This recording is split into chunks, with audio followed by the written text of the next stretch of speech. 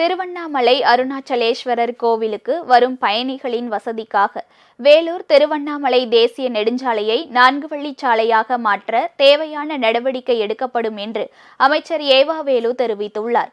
சட்டப்பேரவையில் இன்று கேள்வி நேரத்தின் போது இதை தெரிவித்த அமைச்சர் ஏவா வேலு, ஏற்கனவே மத்திய நெடுஞ்சாலைத்துறை அமைச்சரிடம் சாலை அகலப்படுத்துவதற்கான கோரிக்கை வைக்கப்பட்டிருப்பதாக கூறினார். என்றாலும் மீண்டும் மத்திய அமைச்சரிடம் கோரிக்கையை வலியுறுத்தி வேலூர் திருவண்ணாமலை தேசிய நெடுஞ்சாலையை அகலப்படுத்த நடவடிக்கை எடுக்கப்படும் என்றும் ஏவா வேலு தெரிவித்தார். தொடர்ந்து நான் 2 முறை ஒன்றிய அரசாங்கத்தினுடைய அமைச்சர் மாண்புமிகு நிதின் கட்கரி இடத்திலே கடிதம் கொடுத்ததோடு மட்டுமல்ல, அது அவசியம் குறித்து அவரிடத்தில் அழுத்தமாக சொன்னேன். அது எங்கள் ஊர் ஆன்மீகமான ஊர், அது ஆனால் அதை விரிவுபடுத்த வேண்டும் என்று அவரை நான் கேட்டுக்கொண்டேன். அதோடு மட்டுமல்ல, இப்பொழுது ஒரு கடிதம் அனுப்ப எனக்கு அதற்கு பதில் கடிதம் வந்திருக்கிறது. இந்த ஆண்டு அதற்கு டிபிஆர் தயார் செய்வதற்கு வேண்டிய முயற்சிகள் எடுக்கப்படும் என்ற அடிப்படையில் தான் கடிதம் வந்திருக்கிறது.